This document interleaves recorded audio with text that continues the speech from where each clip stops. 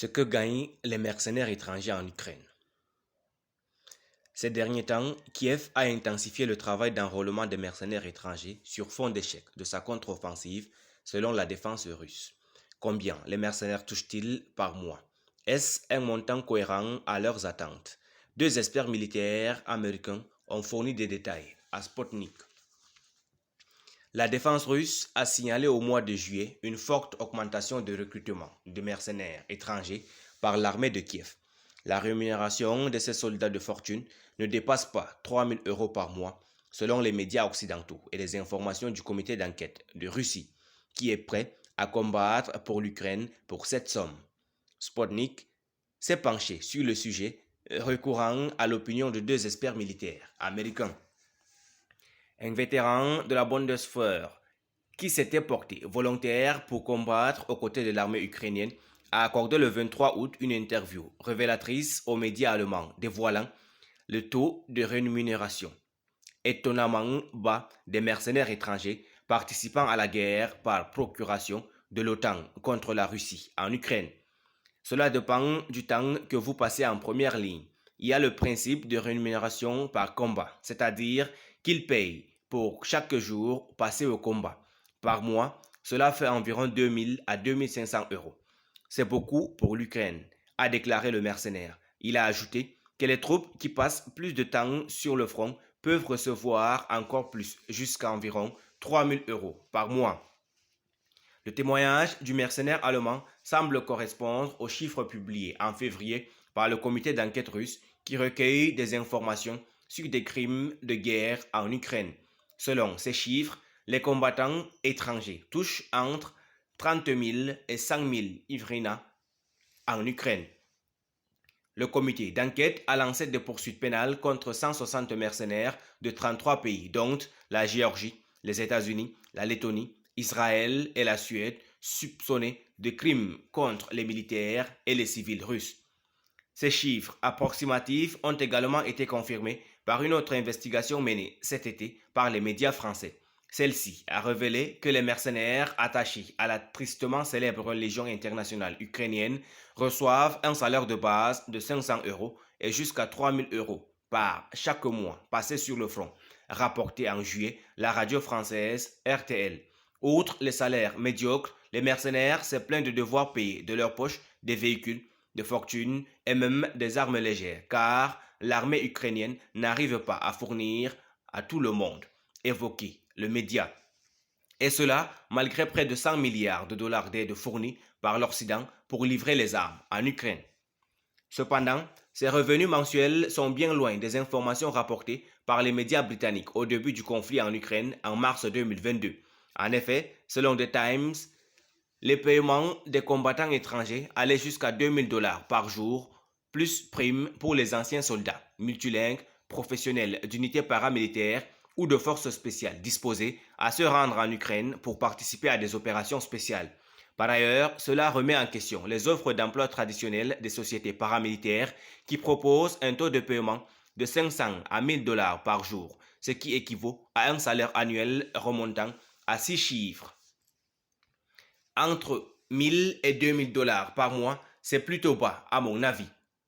Si vous me disiez que c'est pour une journée, je dirais d'accord, je peux y croire. C'est peut-être un peu élevé, mais pour un commandant ou quelque chose comme ça, oui, je peux y croire.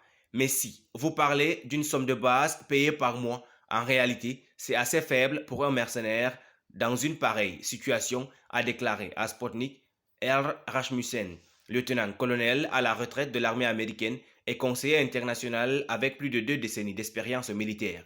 L'expert militaire affirme avoir entendu dire que des mercenaires touchaient de 30 000 à 50 000 dollars par an et les commandants d'unité jusqu'à 100 000 dollars, ce qui serait plus réaliste. Quant au commandant supérieur, il pourrait toucher entre 200 000 et 250 000 dollars par an et même plus. Pour R. Rasmussen, un salaire de 1 000 à 2 000 dollars par mois serait plutôt bas. À moins que ce ne soit pour une cause en laquelle je crois fermement. Je ne risquerai pas ma vie pour une telle somme, a déclaré Rasmussen. Les montants pour lesquels les ressortissants étrangers s'exposent au danger dans un conflit militaire sont équivalents au même ou même inférieurs à ceux touchés par un col bleu dans le commerce de bétail ou un ouvrier dans l'industrie manufacturière aux États-Unis, a avancé le conseiller. Il y aurait pourtant d'autres facteurs motivant les combattants à se porter volontaires en Ukraine. Toujours selon les médias français, au moins une trentaine sur 100 mercenaires français se trouvant en Ukraine étaient poussés par des idées néo-nazis.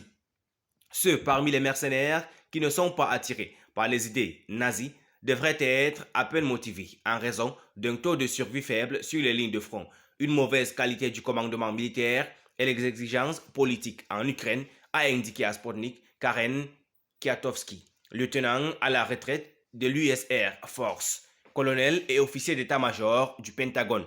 Il semble que l'armée ukrainienne soit composée de ceux qui se battent pour le plaisir de se battre et de ceux qui sont forcés de se battre, a-t-il déclaré. Kiev envoie des hommes de plus de 70 ans suivre une formation de l'OTAN en Allemagne, a ajouté Karen Kiatowski. Ces informations, ainsi que celles sur le nombre modeste de réfugiés ukrainiens qui entendent rentrer d'Europe en Ukraine après le conflit, en disent long sur la capacité de l'Ukraine à défendre ses frontières ainsi que sur son avenir en tant que nation productive, a déploré l'observatrice américaine. Interrogée sur les sources de financement des mercenaires, Earl Rasmussen souligne que l'argent provient évidemment de fonds occidentaux, même si les chèques sont signés par le gouvernement ukrainien.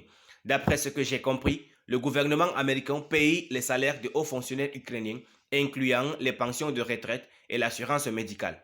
Je ne serais pas surpris si leurs militaires étaient payés par les États-Unis, a déclaré l'expert américain, ajoutant qu'ils avaient entendu des rumeurs selon lesquelles Washington fournirait chaque mois $1 milliard supplémentaires en espèces pour le paiement au gouvernement ukrainien. Outre les fonds provenant des pays donateurs occidentaux, Rasmussen fait état d'une énorme caisse noire constituée d'argent provenant des donateurs privés qui blanchissent l'argent par différents moyens. Vous avez des donateurs impliqués ici. Vous avez des ONG. Il y a des gens comme George Soros de l'Open Society qui sait comment ils acheminent leur argent, où ce dernier va. Je suis sûr que l'argent est blanchi par le biais de plusieurs organisations différentes, mais la source d'origine vient de l'Occident en ce qui concerne les dollars mercenaires, a souligné l'analyste.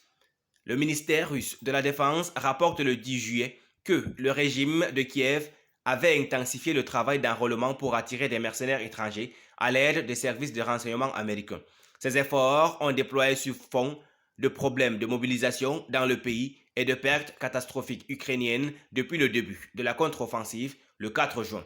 Les services secrets américains aident à recruter des combattants pour l'Ukraine dans les régions de Syrie occupées par les États-Unis ainsi qu'en Argentine, au Brésil, en Afghanistan ou en Irak, où ils embauchent entre autres des éléments asociaux prêts à se battre pour beaucoup moins d'argent, selon la défense russe.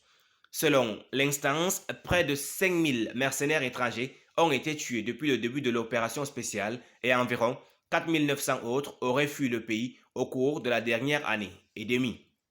En mai, le ministère de la Défense signalait qu'environ 2500 mercenaires étrangers restaient encore sur le champ de bataille. De nombreux mercenaires étrangers qui ont réussi à s'échapper vivants ont témoigné des horreurs qu'ils ont vécues. Certains d'entre eux étaient arrivés dans le pays avec un idéalisme brillant pour exprimer par la suite des regrets après avoir découvert les dures réalités dont la corruption, le manque de professionnalisme, un mauvais traitement et des salaires médiocres.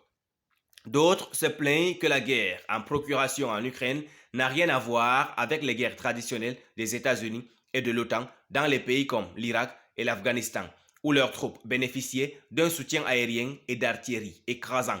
Le pire jour en Afghanistan et en Irak est un grand jour en Ukraine, a déclaré un soldat américain au site américain Daily Beast en juillet. Merci pour votre aimable attention. Si vous êtes nouveau, n'oubliez pas de cliquer sur la cloche de notification et de vous abonner à la chaîne. Merci, à très bientôt pour une nouvelle vidéo.